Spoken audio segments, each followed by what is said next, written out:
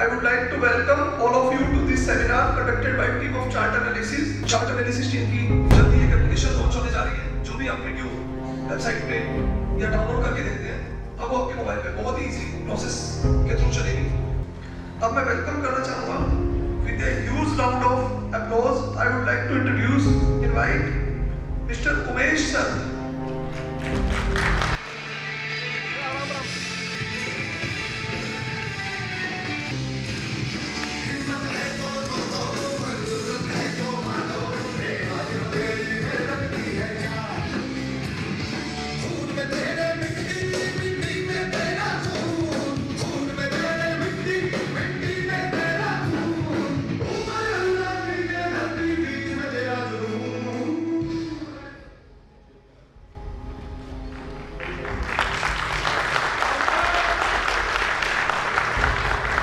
Good morning all.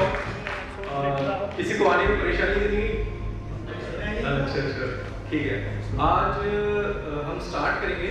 Basically आपको पता है कि हमने बेसिकली मीटअप क्यों रखा है, ये वर्कशॉप क्या है, क्या क्या चीज़ें आज के सेशन में हम बताने वाले हैं आपको।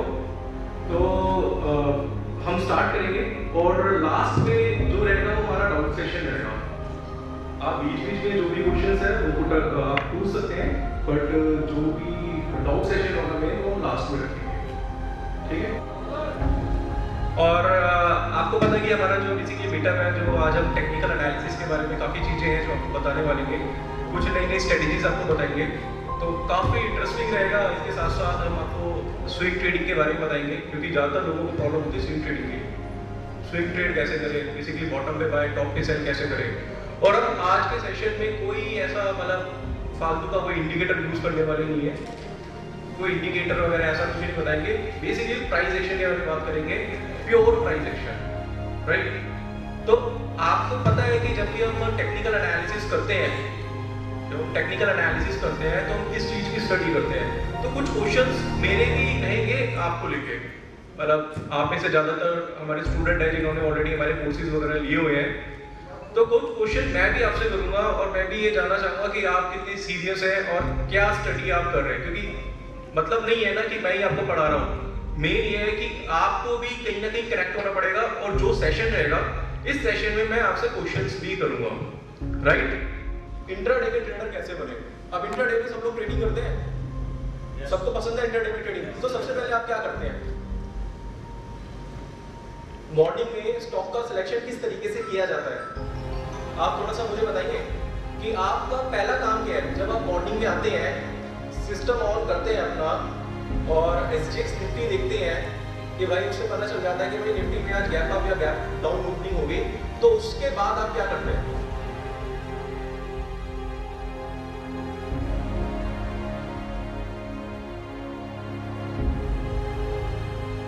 क्या है जो कि एक डाउन ट्रेंड को क्या करता है, ये अप ट्रेंड में कन्वर्ट करता है, राइट। अब हैमर है क्या? बेसिकली ये हथौड़ा है, हथौड़ा ही होता है ना, हथौड़े की शेप में ही है। अब ये हैमर क्या रीजन है, इसके पीछे का रीजन है कि हैमर है, हैमर में मार्केट में तेजी आती है, उसका सबसे बड़ा कारण क्या है वो मैं बताने वाला हूँ। बेसिकली इसके पीछे साइकोलॉजी है, हालांकि मैंने काफी बार ये कवर करी है, बट आपको मैं बताना चाहता हूँ कि जब जो स्मार्ट आदमी है, स्मार्ट आदमी से मेरा मतलब है ऑपरेटर, जो बड़े लोग हैं, जब पैनिक क्रिएट करते हैं, जब पैनिक क्रिएट करके पोजीशन कटवाई जाती है बॉटम पे, तो वहां पे आपको ज्यादातर क्या देखने को मिलेगा? Hammer candlestick pattern. अब हैमर में जैसे कि बहुत सिंपल है, हैमर क्या है? ऊपर बॉडी है जी,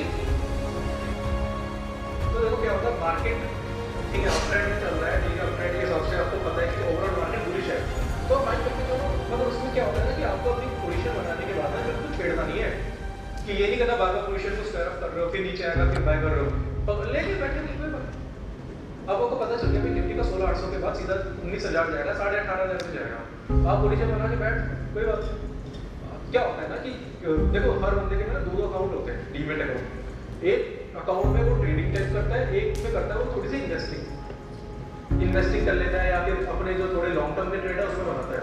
क्या होता है कि जब लॉन्ग टर्म के ट्रेड बनाए उसने, जैसे मान लो निफ्टी खरीद कर डाल दी उसने 2 महीने की एक्सपायरी की, और एट द मनी की कॉल खरीद के डाल दी, ठीक है। अब वो पड़ी है, पड़ी रहना है, और एक में वो छोटी छोटी ट्रेडिंग कर रहा है, चार्टिंग कर रहा है, तो वो सारी चीजें। और बाकी अब ट्रेंड को अगर कवर ब्रेकआउट्स देखो, रजिस्टर सपोर्ट देखो, सबसे बेस्ट।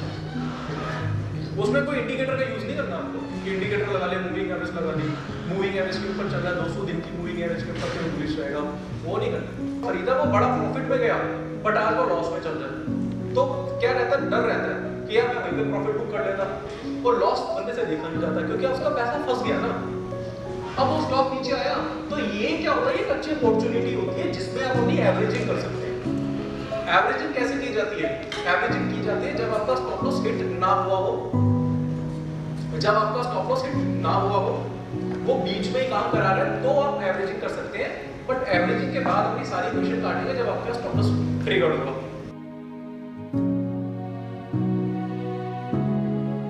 देखो कन्वर्जेंस और डाइवर्जेंस के बारे में थोड़ा सा मैं आपको बताना चाहता हूँ। ये जो बार्स हैं, जैसे हिस्टोग्राम देख रहे हैं, ये हिस्टोग्राम है, या फिर आप ये देख रहे हैं, या मूविंग एवरेज वगैरह आप लगा के भी चेक कर सकते हैं इसमें। तो बेसिकली क्या होता है कि जो मार्केट यानी कि MACD जो होता है, इसकी फुल फॉर्म होती है मूविंग एवरेज कन्वर्जन डाइवर्जन। जब ये प्राइस के अकॉर्डिंगली काम करता है तो उसको बोलते हैं कन्वर्जेंस। जब वो प्राइस के अगेंस्ट काम करता है तो उसको बोलते हैं डाइवर्जेंस। सिंपल है, समझ में आया? अब ये क्यों यूज किया जाता है, इसका सबसे बड़ा कारण क्या है वो मैं आपको बता देता हूँ। ये बेसिकली आपकी वॉल्यूम के एनालिसिस जो आप पढ़ते हैं ना, वॉल्यूम को कैसे समझे, तो कई बार आप कन्वर्जेंस और डाइवर्जेंस से वॉल्यूम्स को भी बहुत इजी तरीके से ट्रैक कर सकते हो। अब मान लो कोई एक स्टॉक है, 300 रुपए गया, 250 आया, 315 का हाई बना दिया, या 304 305 रुपए का हाई बना दिया।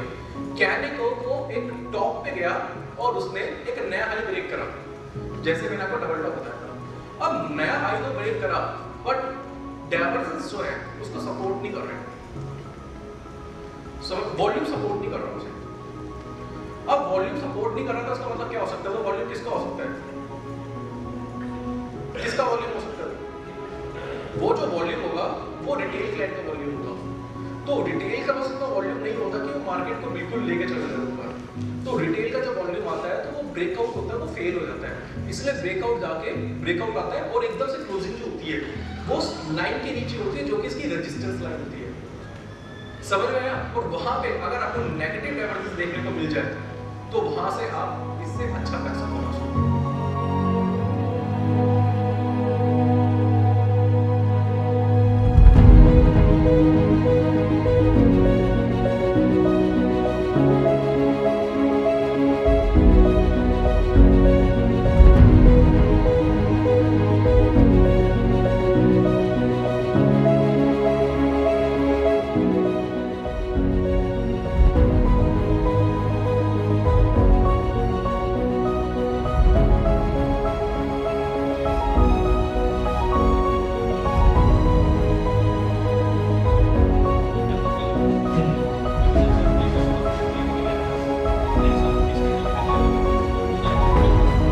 ऐसा जरूरी है अपने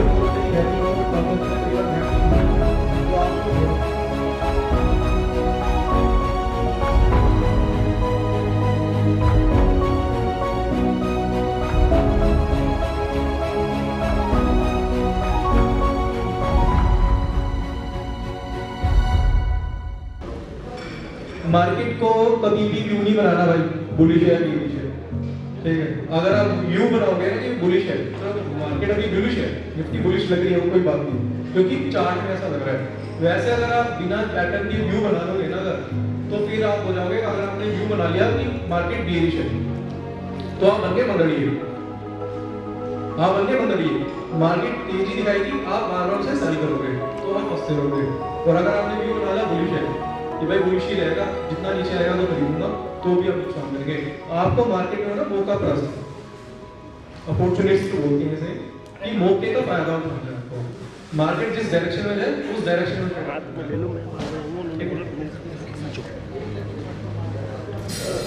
भाई स्ट्रेटेजी कुछ नहीं होती, प्रोसेस होता है। देखो समझो, स्ट्रेटेजी नाम दिया जाता है कि एक ऐसी स्ट्रेटेजी है जिससे आप करोड़ों रुपए कमा लोगे। मैं वीडियो बना देता हूँ यूट्यूब पे एक ऐसी स्ट्रेटेजी 5 मिनट में सीखे कि महीने में 1 करोड़ कैसे कमाऊं। भाई साहब धड़ल्ले से व्यूज आएंगे, क्योंकि क्या है ना कि लोगों को जो लोगों की मेंटर अप्रोच ही गलत है। स्ट्रेटजी प्रोसेस होता है, प्रोसेस सीखो, स्ट्रेटजी मेकर बनोगे आप। हमेशा स्ट्रेटजी ये मतलब इसकी स्ट्रेटजी है, क्योंकि हर स्ट्रेटजी मार्केट के अलग अलग तरीके से काम करती है। एक स्ट्रेटजी एक ही तरीके की मार्केट वाला मार्केट अगर देखेंगे कभी रीच आउट है, कभी वन साइडेड है, तो हर स्ट्रेटजी एक जैसे काम नहीं करती। ठीक है, आप स्ट्रेटजी मेकर बनो, आप प्रोसेस को समझो।